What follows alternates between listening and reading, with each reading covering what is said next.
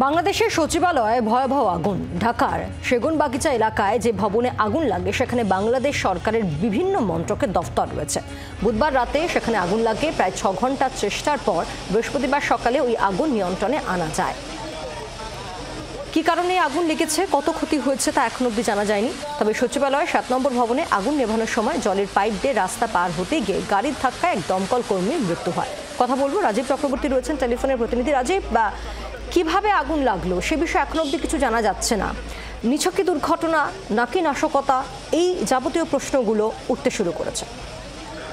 একেবারেই দেখো, বাংলাদেশের যেখানে ঢাকা দেশের রাজধানী, সেখানে রাজধানী শহরে সেগুনবাগিচা এলাকায় বাংলাদেশ সচিবালয়ে আগুন লেগেছে এবং সেই সচিবালয়ে আগুন লাগার ফলে খুব স্বাভাবিকভাবেই বিভিন্ন মন্ত্রকের সেখানে দপ্তর রয়েছে এবং সেই দপ্তরগুলিতে গুরুত্বপূর্ণ ফাইল, নথি, কাগজপত্র থাকে।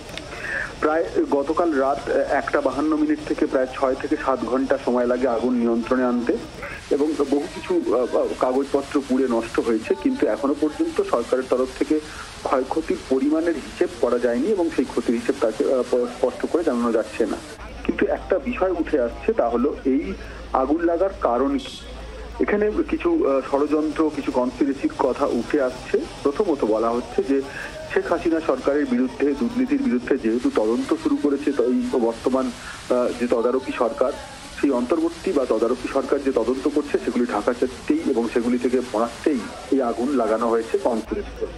উল্টো দিকে একটা তত্ত্ব আসছে, অভিযোগ আসছে, তা হলো যে পুরো দোষটি শেখ হাসিনা সরকারের উপর চাপিয়ে দেওয়া এবং যেহেতু সংখ্যালঘু নির্যাতন নিয়ে বাংলাদেশ আন্তর্জাতিক স্তরে চাপের মধ্যে রয়েছে, তাই দৃষ্টি ঘোরানোর জন্যই এই আগুন লাগানো হতে পারে।